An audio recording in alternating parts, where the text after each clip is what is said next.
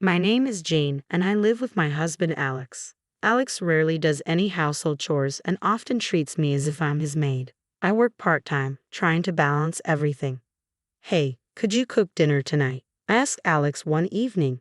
He looks at me, confused. Huh? Why?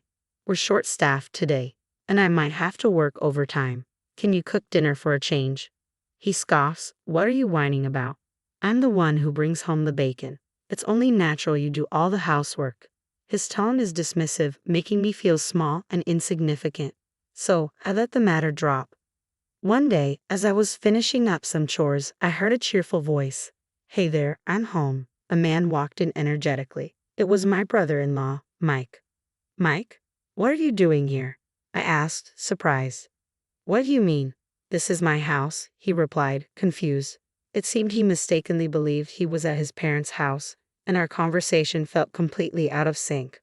Oh, if it's not my folks' place, you should have just told me that, Mike said. I did tell you that, I responded, a bit exasperated. Well, since you're here, make yourself at home, Alex said unexpectedly. Wait, what? Why are you okay with this? I protested, but Alex ignored me, and so Mike stayed with us. From the beginning, it was clear that Mike was an incredibly rude guest. Hey Jane, I'm helping myself to the beer in the fridge, Mike announced one day. What?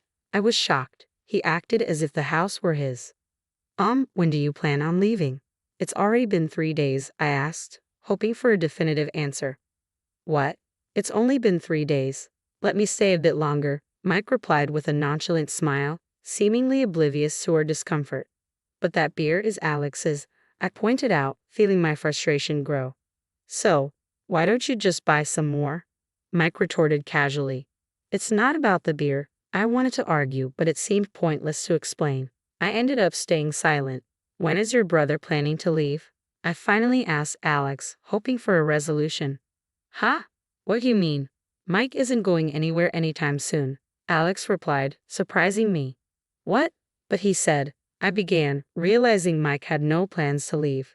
It turned out he had a falling out with his parents and didn't want to return home. He had mistakenly believed this was his parents' house, but now it seemed he might be playing along.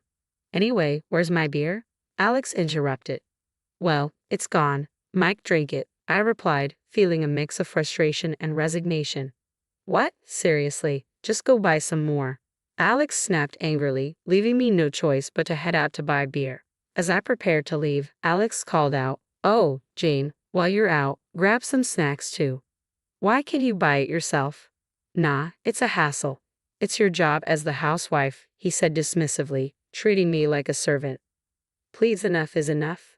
This behavior is disrespectful, and I won't tolerate it. Ha!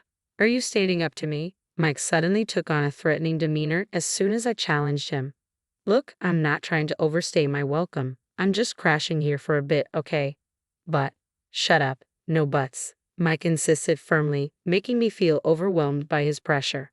Just as I struggled to respond, Alex walked into the room. What's going on? Why are you two arguing?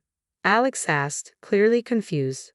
Well, Mike won't leave our house, I explained decently. So what? It's okay if he stays, right bro? Alex replied casually, surprising me. What? I couldn't believe Alex didn't seem bothered by Mike's presence. And he's been drinking your beers, I added, hoping Alex would understand my frustration. You can just buy more, Alex said matter-of-factly. Right, fine, I'll do as you wish, Mike interjected, seeming to acquiesce reluctantly.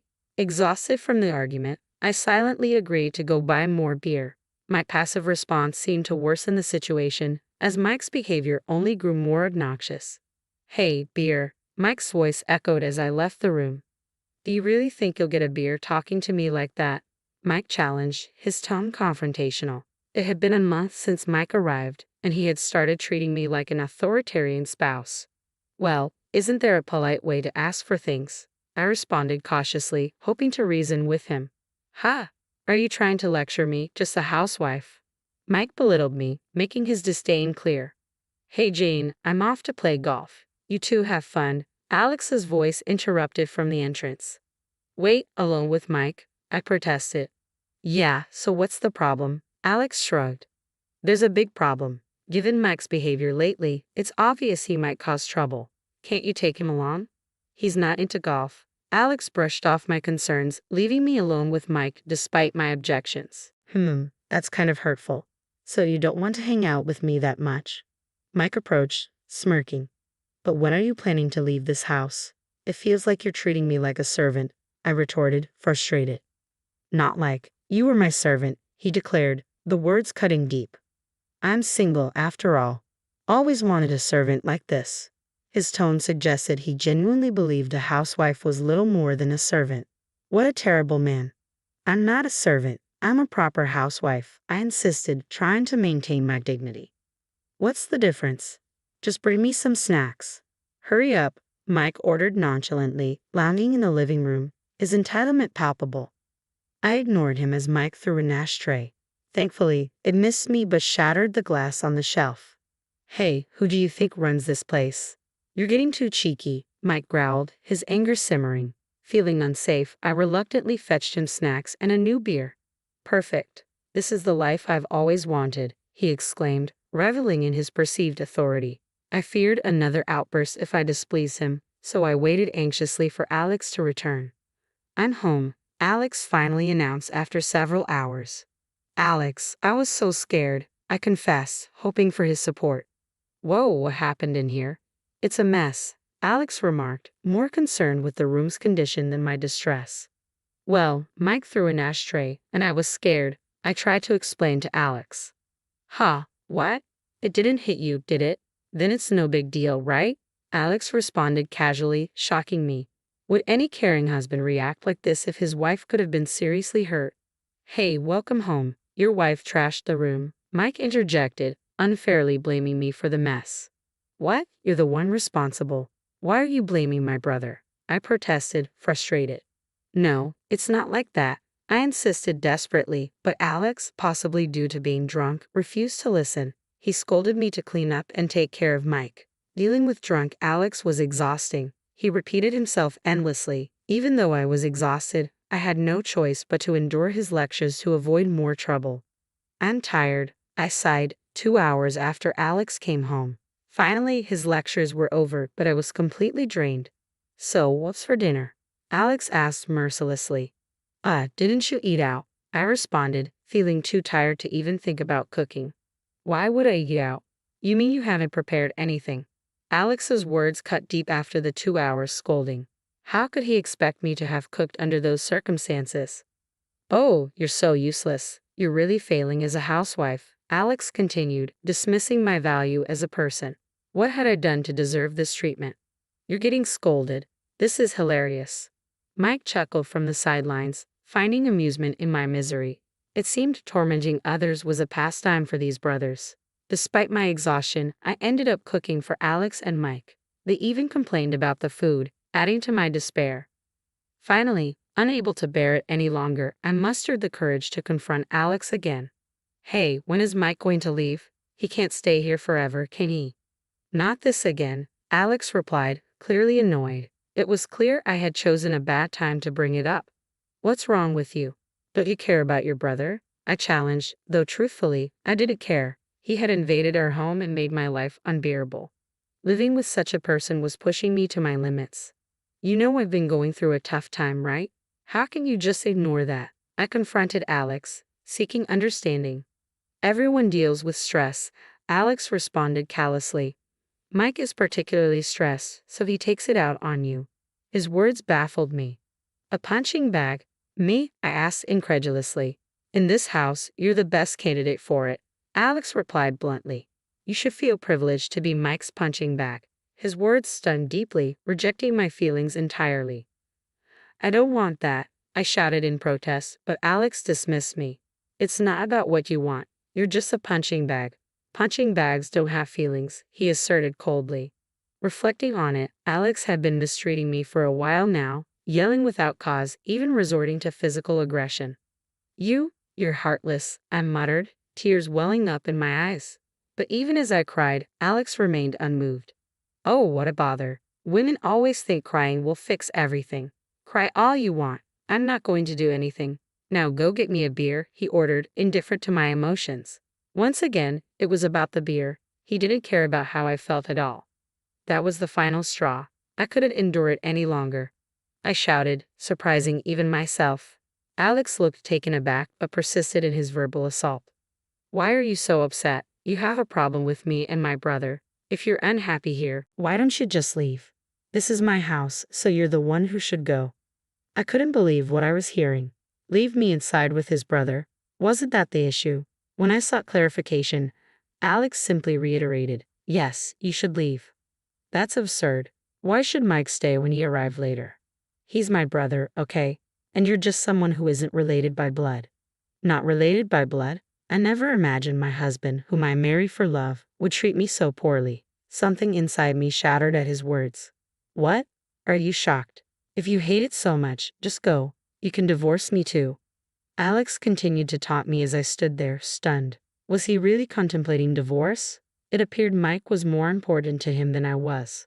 That night, we went to bed in silence, but I couldn't sleep. Alex's cruel words echoed in my mind, haunting me. Leave. Divorce? Was I the only one who believed we were in love? I felt a sudden wave of sadness wash over me. Perhaps my feelings were one-sided. After shedding tears that soaked my pillow, I made a decision and drifted off to sleep. A few days passed since that heartbreaking moment. Alex called me. Hey, where are you? Why did you leave early in the morning? I just noticed. It's been a few days since I last saw you. I didn't care if you noticed. I've been having instant noodles, but I've run out. Make me some food, he demanded. I thought he could survive on instant noodles forever. He sounded flustered, raising his voice. With no other option, I calmly replied, well, I've moved into my own place. What? You're living alone? He sounded genuinely surprised. There was a studio apartment available, so I signed the lease immediately. I'll have movers bring my stuff later. What the hell are you thinking? Make dinner for me and Mike, he demanded sharply. Why should I? You're the one who told me to leave, I retorted firmly, refusing to back down. No, that was Alex tried to assert himself, but his voice wavered as his own words contradicted him. Anyway, come back home. This is a husband's order, he insisted, attempting to assert control. Strangely, though, I no longer felt intimidated by Alex. Why should I come back? There's nothing but unhappiness for me there, I countered. It doesn't matter if it's unpleasant. You're just a servant in this house, Alex retorted, repeating the hurtful term. I wondered if both brothers truly believed I had no rights as a person. Shocked and speechless, I decided to reveal my decision. Alex, you know what? I've decided to take your advice. What? What are you saying? I'm filing for divorce. What? Divorce? He appeared genuinely taken aback. It was odd. Why was he so surprised when he had initiated the topic? Don't be absurd. There's no way I'm getting a divorce. I refuse, he asserted firmly, seemingly unwilling to lose a convenient housekeeper. But his dismissive attitude couldn't shake my resolve. It's because of you and your brother. You've both oppressed me for so long. I've been holding back, I insisted, feeling the weight of my words.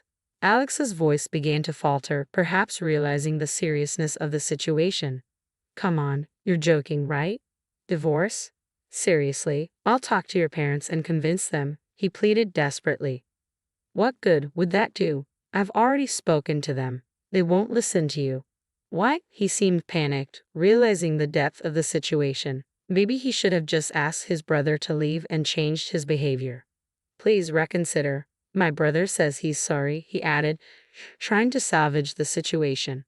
I thought to myself, these are the kind of people who only show remorse when they're in trouble. Their words of regret meant nothing to me. I couldn't trust them. I'm sorry, but I can't believe anything you say.